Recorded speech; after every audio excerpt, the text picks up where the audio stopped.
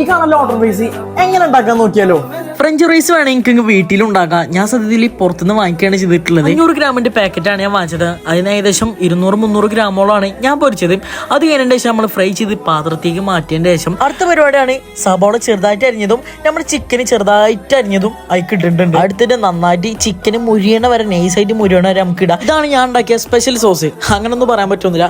നമ്മളമ്മ വീട്ടിൽ ഉണ്ടാക്കണ മയോണീസും പിന്നെ നമ്മളെ കെച്ചപ്പും കൂടി മിക്സ് ആക്കിയാൽ അവിടുത്തെ സോസ് തന്നെ റെഡി ആയി. നേരത്തെ ഉണ്ടാക്കി നമ്മളെ ചിക്കൻ ആദ്യം തന്നെ ഇട്ട് കൊടുക്കുക. അതിന്റെ മുകളിൽ നമ്മളെ സോസ് അങ്ങോട്ട് അപ്ലൈ ചെയ്ത് കൊടുക്കുക. അതിന്റെ ശേഷം വീണ്ടും തന്നെ നമ്മളെ ഫ്രഞ്ച് ഫ്രൈസ് എടുത്തിട്ട് ടോപ്പിൽ ഇട്ട് കൊടുത്തതിന്റെ ശേഷം ഉള്ളിൽ തന്നെ നമ്മളെ സ്പെഷ്യൽ സോസും പിന്നെ കെച്ചപ്പും കൂടി എഴുതി ഇട്ട് കൊടുത്ത സംഭവം അവസാനിച്ചിട്ടുണ്ട്. പിന്നെ ഡെക്കറേഷനൊക്കെ വേണ്ടിയിട്ട് മല്ലിച്ചപ്പും കാര്യങ്ങളൊക്കെ ഇട്ട സംഭവം ഉഷാറാവും. ഇത്രയും സിമ്പിൾ ആയിട്ടുള്ള ഓർഡർ ഫ്രൈസ് സ്വപ്നങ്ങളിൽ മാത്രം അടിപൊളി സാധനമായിട്ടുണ്ട്. ഞാൻ ഉണ്ടാക്കിക്കൊണ്ട് പറയല ഒരു രക്ഷ.